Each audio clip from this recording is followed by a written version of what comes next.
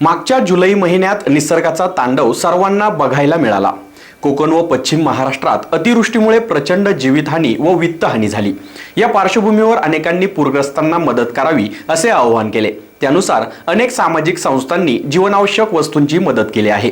त्यात सिन्नर येथील साने गुरुजी शिक्षक पतसंस्था, महाराष्ट्र राज्य आदर्श शिक्षक समितीच्या वतीने सुमारे 100 कुटुंबांना उत्कृष्ट व दर्जेदार अशा धान्याच्या कोठ्या मदत म्हणून पाठवण्यात आल्या। नुकत्याच झालेल्या जुलै महिन्यातील अतिवृष्टी व ढगफुटी सदृश्य पावसाने कोकण व पश्चिम महाराष्ट्रात हाहाकार माजवला होता। डोंगरच्या डोंगरच लोकवस्तीवर कोसळल्याने अनेक जण माती व चिखलाच्या ढिगाऱ्याखाली आले। त्यात मोठ्या प्रमाणावर जीवितहानी व वित्तहानी झाली। त्यामुळे कृषी मंत्री दादा भुसे, जिल्हा परिषदेच्या सीओ लीना बनसोड, शिक्षणाधिकारी म्हसकर, माजी आमदार राजाभाऊ आजे यांनी पूरग्रस्तांना मदत करण्याचे आवाहन करताच मोठ्या प्रमाणावर नर्मदा लॉन्स येथे मदतीचा ओघ सुरू झाला। त्यात आपलाही खारीचा वाटा असावा या उद्देशाने साने गुरुजी शिक्षक पतसंस्था, महाराष्ट्र राज्य आदर्श शिक्षक समितीच्या संस्थापक व राज्य कार्याध्यक्ष रामदास सांगळे यांच्या मार्गदर्शनाखाली घरातील धनधान्य साठवून ठेवण्याकरिता 100 कुटुंबांना उत्तम दर्जाच्या धान्याच्या कोठी मदत म्हणून देण्यात आल्या।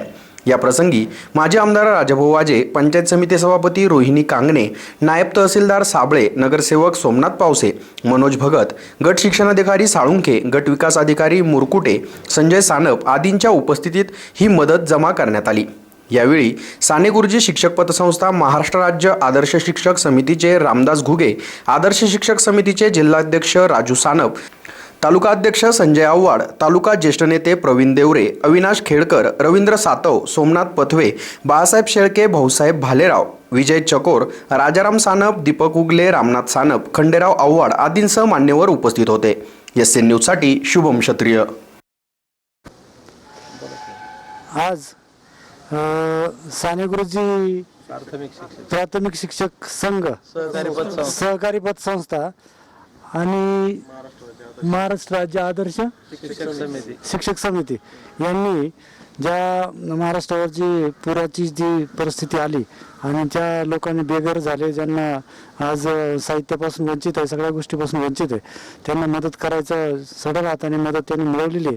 एकत्र मदत मिळवून ती त्यांच्यापर्यंत पोहोचवण्यासाठी यांनी जे अथक परिश्रम केले आणि सगळ्यांचं सहकार्य घेतलं, तर त्या सहकार्य घेतलं ही मदत त्या पूरग्रस्तांपर्यंत पोहोचली पाहिजे। आणि अतिशय स्तुत्य असा उपक्रम या संघटनेने हातात घेतलेला आहे। तो अजूनही पुढे एक ट्रक जरी झाली तर अजून दुसरी ट्रक सुद्धा उपलब्ध होईल आणि ती पाठवण्याचं करावं, जेणेकरून पंचायत समिती आणि इतरही लोकांना आवाहन केलं तर त्याच्यामध्ये आपल्याला अजून मदत मिळू शकते। सर्वांना नमस्कार करते। आज खूप आनंद होत आहे की आपल्याकडे महाराष्ट्र राज्य आदर्श शिक्षक समिती नाशिक व साने गुरुजी प्राथमिक शिक्षण सहकारी पतसंस्था सिन्नर या संस्थेमार्फत आज आपण बघतोय की महापूर आलेला आहे। अनेक घरं हे उद्ध्वस्त झालेले आहे आणि त्यांच्यासाठी या संस्थेने अतिशय चांगली अशी गोष्ट केलेली आहे आणि त्यांना मदत कार्य केलेले आहे। त्याबद्दल मी दोन्ही संस्थांचे आभार मानते आणि आपणही सर्वांनी असे सहकार्य करावे। आदर्श शिक्षक समिती आणि साने गुरुजी प्राथमिक शिक्षक संघ ह्या पतसंस्था ह्या दोघांनीही एकत्र येऊन संयुक्तपणे आज जी पूरग्रस्त परिस्थिती निर्माण झालेली आहे त्यांना सढळ हाताने मदत करण्याचं त्यांनी जे कार्य केलेलं आहे, खरोखर हे कार्य अतिशय स्तुती करण्यास पात्र आहे। आज त्यांना गरज आहे। आज हे जे माझे शिक्षक आहे हे आपल्या तालुक्यात जे ज्ञानार्जनाचं काम करतायत ते तिथेच थांबलेले नाही आहेत, तर अशा ज्या मदतीसाठी पात्र असलेल्यांना असलेले जे कुटुंब आहेत, आज त्यांच्याकडे पाहायला गेलं तर मदत भरपूर आलेली आहे। धान्यादी माल त्यांच्यापर्यंत पोहोचलेला आहे, कपडा लत्ता पोहोचलेला आहे, पण आज जे चित्र आपण पाहतो आहे, आम्ही सर्वजण टीव्हीवर पाहतो आहे, पेपरलाही वाचतोय का त्यांच्याकडे ते साहित्य मुबलक प्रमाणात उपलब्ध आहे, पण ते साठवण्यासाठी आज त्यांच्याकडे ज्या कोठ्या आहेत त्या उपलब्ध नाही आहेत। ते साहित्य असंच पडलेलं आहे आणि माझ्या शिक्षकांनी खरोखर त्यांची नजर, जी चाणाक्ष नजर आपण म्हणतो शिक्षकांची असते, आणि त्याचंच दर्शन आपल्याला आज इथे होतं आहे। आणि खरोखर त्यांना ज्याची आवश्यकता आहे तेच त्यांनी आज इथे उपलब्ध करून दिले। सर्वांनी एकत्र येऊन आज इथे 100 कोठ्या ची खरेदी केलेली आहे आणि माजी आमदारांकडे त्या आपण आज सुपूर्द करतो आहे आणि उद्या ही गाडी जी आहे ही त्या कुठल्या ठिकाणी महाडला रवाना होणार आहे आणि ज्यांना ती गरज आहे त्यांच्यापर्यंत हे पोहोचवत आहेत. खरोखर तुमचं शिक्षकांचं जे ज्ञानाचं काम आहे, ज्ञानार्जनाचं काम आहे, तेही तुम्ही चांगलं करत आहेत.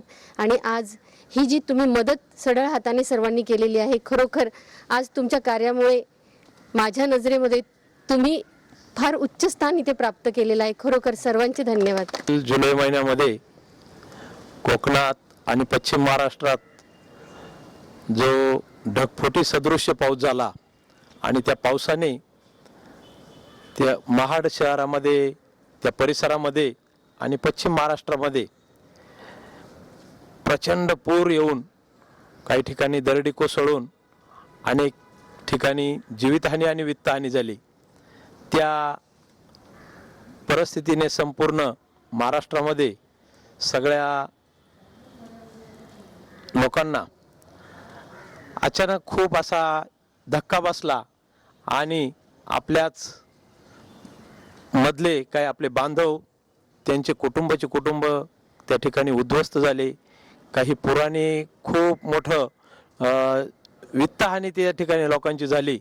अशी सगळी परिस्थिती लक्षात घेऊन महाराष्ट्रातून, संपूर्ण महाराष्ट्रातून जो मदतीचा ओघ त्या ठिकाणी सुरू झालेला आहे, त्यामध्ये या ठिकाणी आमचे महाराष्ट्र राज्य प्राथमिक शिक्षक समिती, महाराष्ट्र राज्य आदर्श शिक्षक समिती आणि या ठिकाणची साने गुरुजी प्राथमिक शिक्षक सहकारी पतसंस्था या संस्थेच्या वतीनं या ठिकाणी त्या ठिकाणच्या लोकांची गरज ओळखून त्यांना आलेलं साहित्य साठवण्यासाठी साठवणूक साहित्य म्हणून या ठिकाणी आम्ही 100 कुटुंबांसाठी कोठ्या, ट्रंक त्या या ठिकाणून आम्ही पाठवत आहे.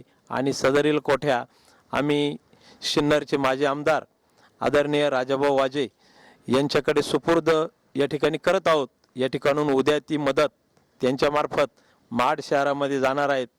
यापूर्वीही या संघटनेने आणि संस्थेने मागील पुरात देखील आम्ही 1 लाख रुपयाचा धनादेश मुख्यमंत्री सहायता निधीमध्ये दिला होता.